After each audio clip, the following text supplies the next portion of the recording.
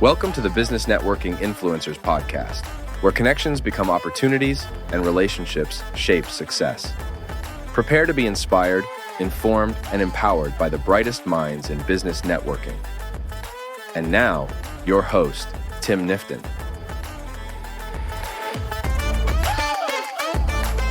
Hello, and welcome to another episode of Business Networking Influencers, sponsored by RSVP Las Vegas. I'm Tim Nifton, your host, and thrilled to have you here with us today as we continue our journey through the vibrant world of Las Vegas business connectors. Before we dive into today's conversation, I want to extend a warm welcome to our featured guest. Joining us today is Saenz with 412 Creative. We're honored to have him on the show today so he can share his experiences, insights, and wisdom he's gained over his remarkable journey to success, which he's going to be sharing with us today about success. So this is perfect. So without much further ado, let's get right into it. Art, welcome to Business Networking Influencers. We're delighted to have you here today. How are you doing? I'm good. Tim, how's it going? It's good to see you. Yeah, it's great to connect again and see you again.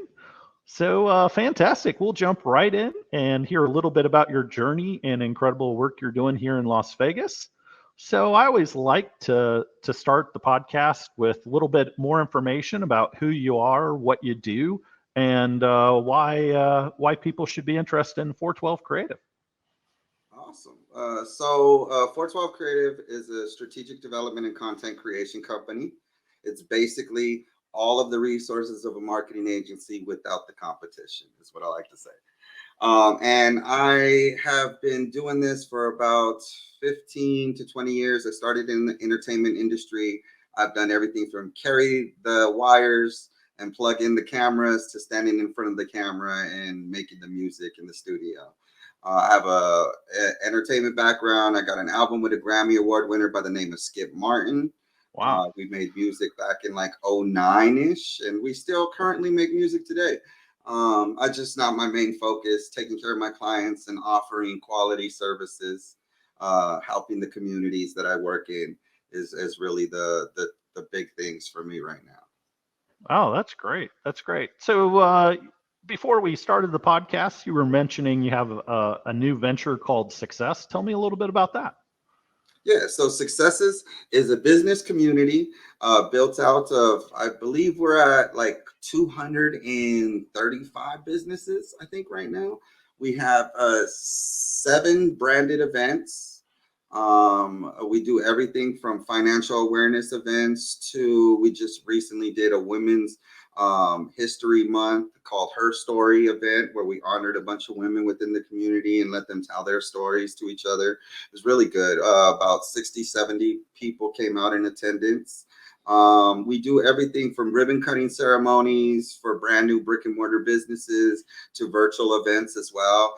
What we tend to offer is financial, credit specialists, tax specialists, marketing, both traditional and digital, social media management, web developers, just specialists in all of those fields. And we offer them to our business community, real tangible resources.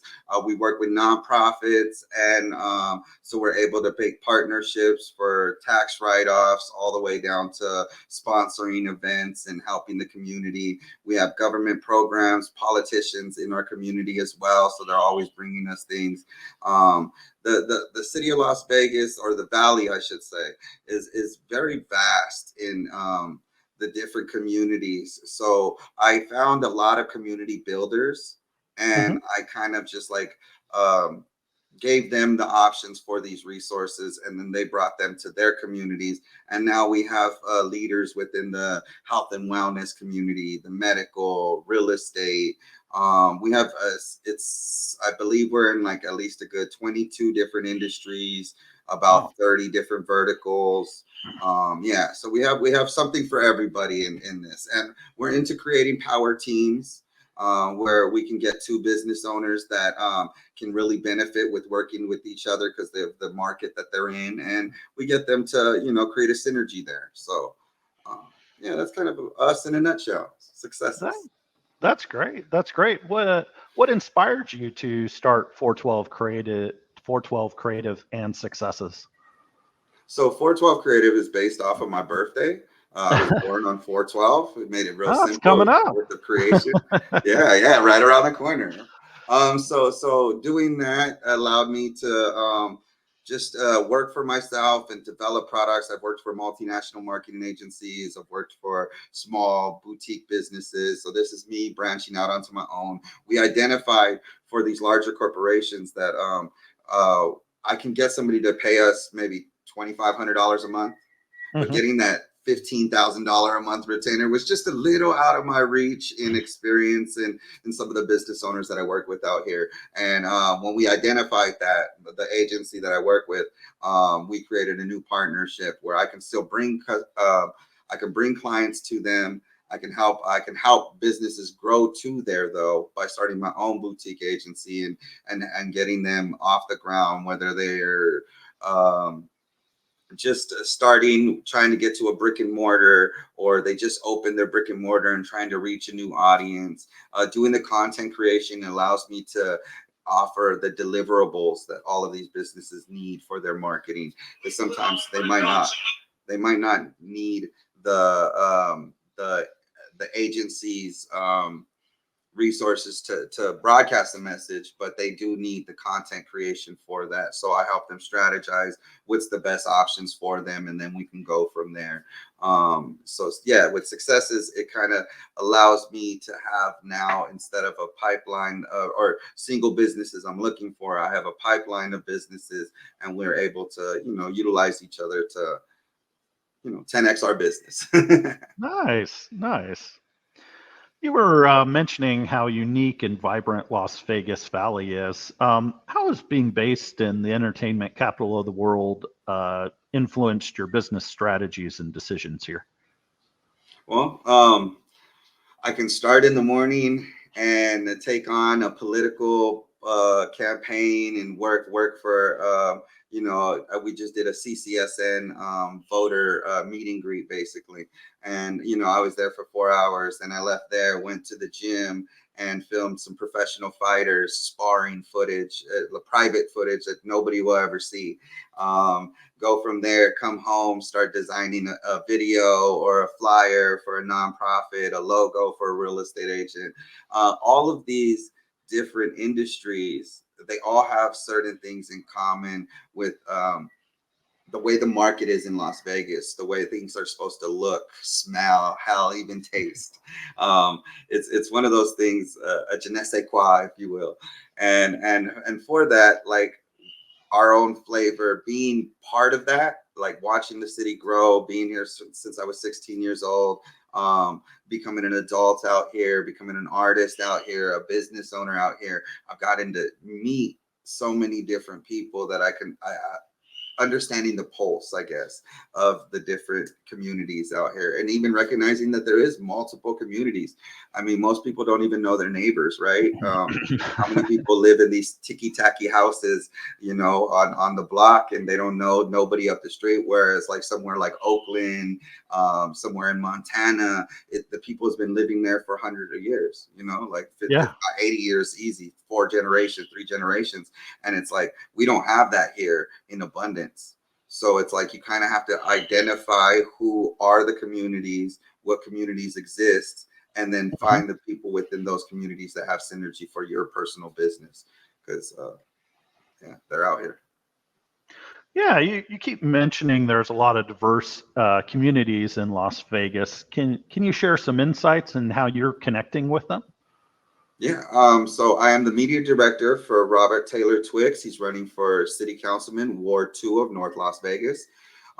Between that community alone in North Las Vegas itself, it's its own ecosystem that's separate from Las Vegas, just like Henderson is, and Summerlin.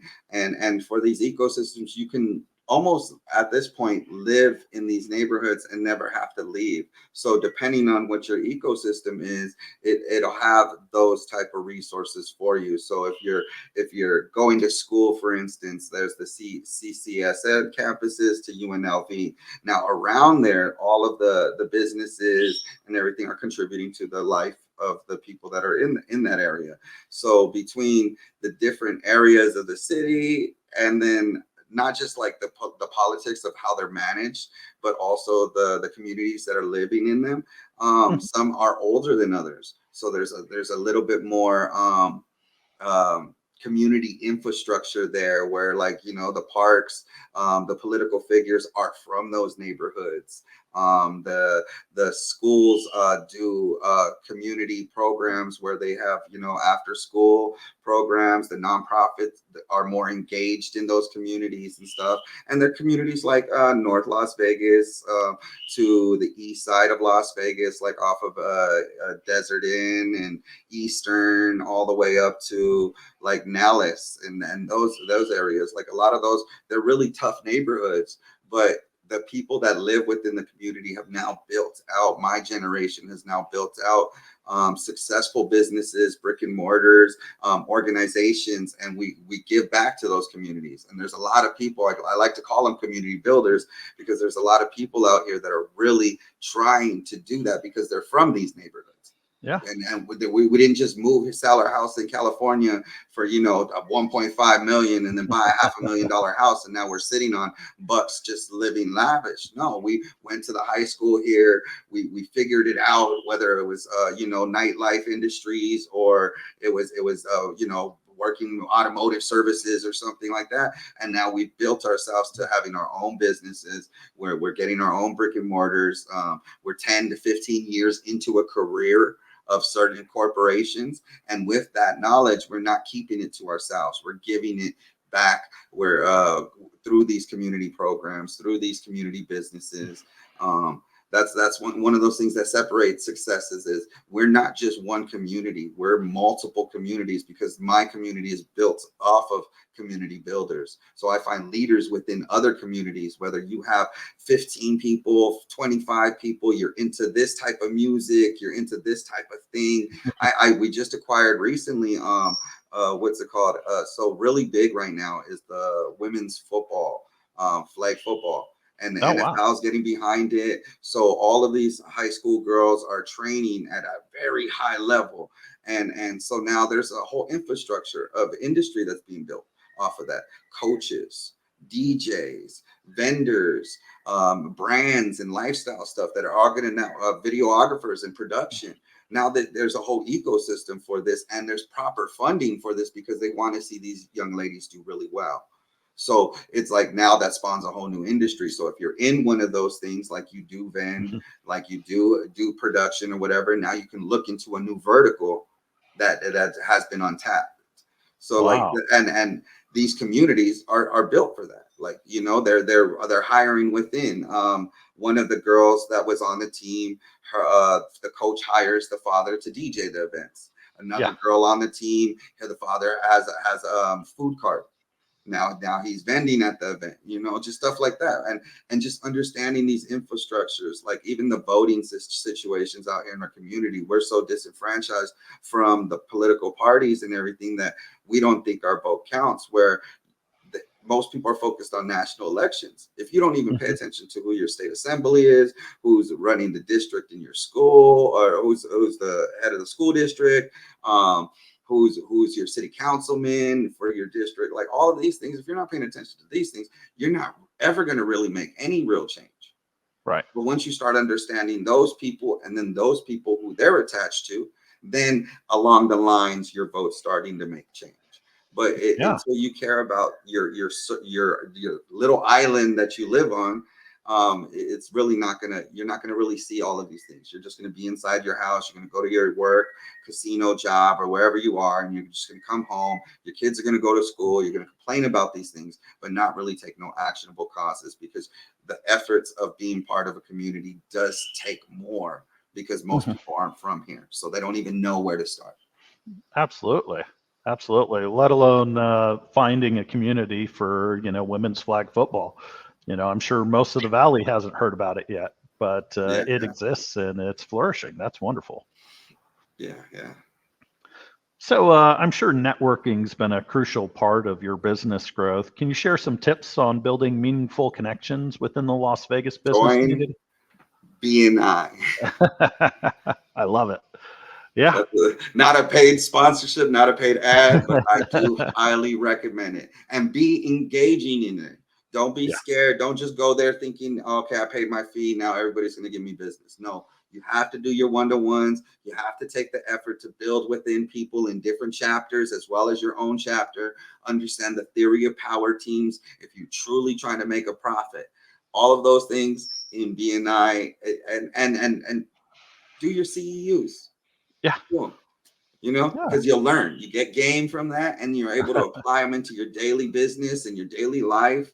And once you start doing that, you'll see results. Oh, That's the first absolutely. thing is BNI. The Yeah. second thing is get out of your shell. If you walk into a place and you feel comfortable, the first thing you do is go to the people you know. You're doing it wrong. Get uncomfortable. Go to the Yep. people you don't know. Introduce yourself confidently, knowing what you like, knowing what you need, knowing what you offer. Yeah. And you'll get your conversions. That's amazing advice. I love it. Being a successful business owner, I know you have a vision for 412 Creative and successes. So what are your current goals and aspirations for these endeavors? Continue to grow the Successes brand, of course. That is my first and foremost, outside of the campaigning right now for another 3-4 months or so it is. But after that, it's just really the long-term goals for Successes. I see that it's going to become a political action group. I see it's going to be a nonprofit. It has for-profit businesses already. We're building out a sales team. We have production events consistently. We have a production team for videography, photography, any production services needs. So yeah, we have all of these resources, plus the business owners that are already incorporated into us, that are part of the board, our chairman, to all the way down to just our volunteers. Like every single business owner has a resource that we're using. We just dubbed one of our voiceover people as the voice of Successes. Now she's out there being able to market. Her stuff is being marketed for her. And we already have lanes for her to capitalize on, like putting her with connections for politicians because they need the voiceover videos, like little things like that. Like if we can identify a use for you, come on board. I have the same within the community. My plate is already so full, so I don't mind if somebody comes and eats off of this plate. The plate is big enough for all of us. And at this point, if you were to make a connection and I didn't hear from you ever again, and you made millions of dollars off of that connection, Successes wouldn't care no different. It wouldn't affect us no more. Until you pour into the community, that's when we'll expect something. When you make a commitment to us. But outside of that, like, we're here for you. We have tons of resources, and the resources just keep growing. As far as 412 Creative, the clients are just going to get more important, bigger. Budgets are getting larger as we speak. I still work at a program for small businesses. I still work at a program for nonprofits and micro schools and stuff like that to be able to get top quality content for write-off fees and small pay for labor and stuff of that nature. But targeting larger campaigns, larger clients, whether it's in the fight world, whether it's in any sport industry or any corporate industry, we have people that can service these things within our not just community, within my company. So wonderful. So finally, reflecting on your journey, what's one piece of advice that you would give to somebody in business here in Las Vegas?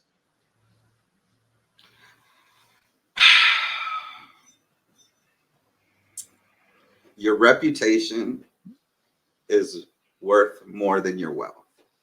Yeah. Your connections, who you are as a person, is a stronger attachment than any small monetization. And they will lead to greater monetizations as you build more connections. Definitely. Well, thank you so much, Art, for being on Business Networking Influencers podcast. Can you share with the listeners how to get connected with you or Successes or 412 Creative real quick? Yep. You can follow me on Instagram at YouLoveArt. That's LOVEART. You can look up the website, IAMARTSAENZ.com. That's IAMArtScience.com. And from there, all of the successes stuff is all easy access. Perfect. Thank you so much for being on Business Networking Influencers. Log in next week to hear our next episode.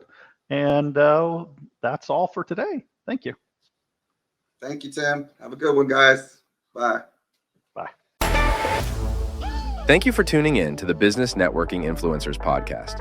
We hope you gained valuable insights and strategies to elevate your business and networking game.